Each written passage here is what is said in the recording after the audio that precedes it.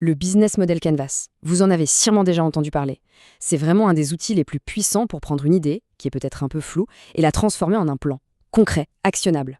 C'est un cadre super clair pour la stratégie, que ce soit pour lancer un tout nouveau projet ou, pourquoi pas, pour repenser une entreprise qui existe déjà.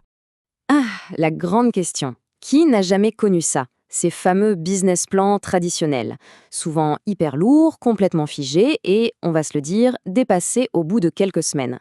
C'est le genre de document sur lequel on passe un temps fou à écrire pour qu'il finisse au mieux au fond d'un tiroir. Un peu frustrant, non? Et c'est là que le Canvas change la donne. C'est vraiment une alternative moderne, beaucoup plus agile. C'est un outil pensé pour le monde d'aujourd'hui, où il faut aller vite, où il faut s'adapter tout le temps. Il est visuel, il est simple, et surtout, il est fait pour évoluer.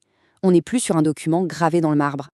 Alors voilà le programme. D'abord, on va voir pourquoi cet outil est une petite révolution. Ensuite, on va plonger au cœur du système, avec ses 9 blocs de construction. Après, pour que ce soit bien concret, on va prendre un exemple, une petite start-up de chaussettes, vous allez voir, c'est parlant. On enchaînera sur les pièges à éviter, très important, et on terminera en voyant comment faire de ce Canva un vrai copilote pour votre projet. Allez, c'est parti. Bon, pourquoi est-ce qu'on avait besoin d'une nouvelle approche, au fond? La raison est assez simple. Modéliser un business, ce n'est pas juste faire des calculs dans un tableur. C'est d'abord et avant tout un exercice de clarté. L'idée, c'est de prendre son projet, de le décortiquer et de mettre à plat tous les éléments qui vont faire qu'il sera viable ou pas.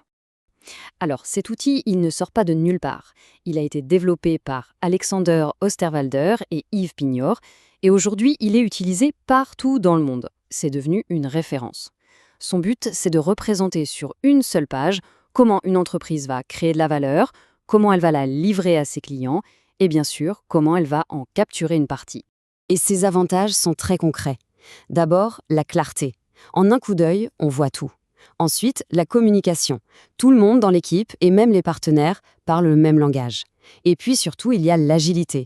On peut faire des brainstorming, changer un élément et voir tout de suite l'impact que ça a sur le reste du modèle. Ça permet de tester des choses très, très vite.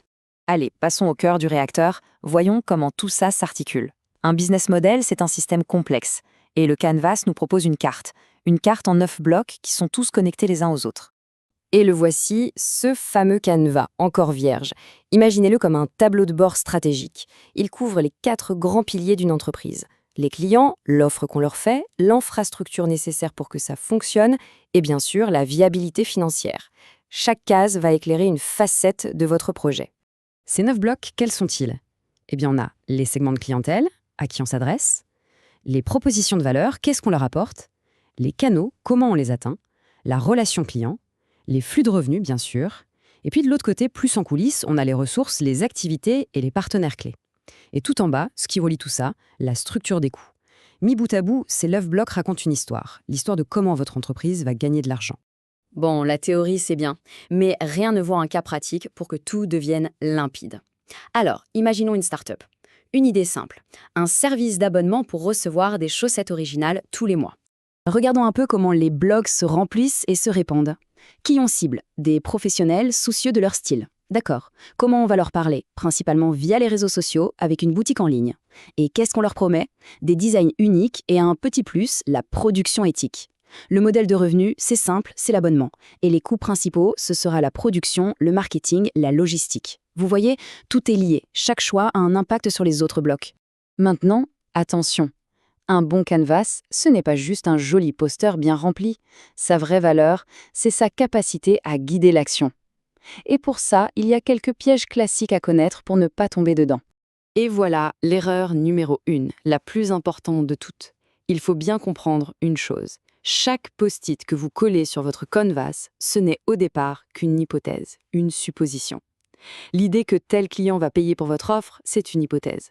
Le canal que vous avez choisi pour le toucher, c'est une hypothèse aussi. Le vrai travail, il ne fait que commencer une fois que les cases sont remplies.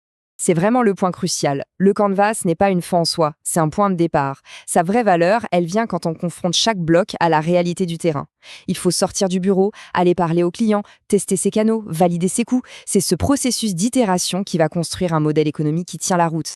D'autres erreurs qu'on voit souvent, vouloir faire un modèle hyper complexe dès le début. Non, mieux vaut commencer simple. Sous-estimer les coûts, ça, c'est un grand classique. Le faire tout seul dans son coin, c'est dommage car l'intelligence collective apporte tellement.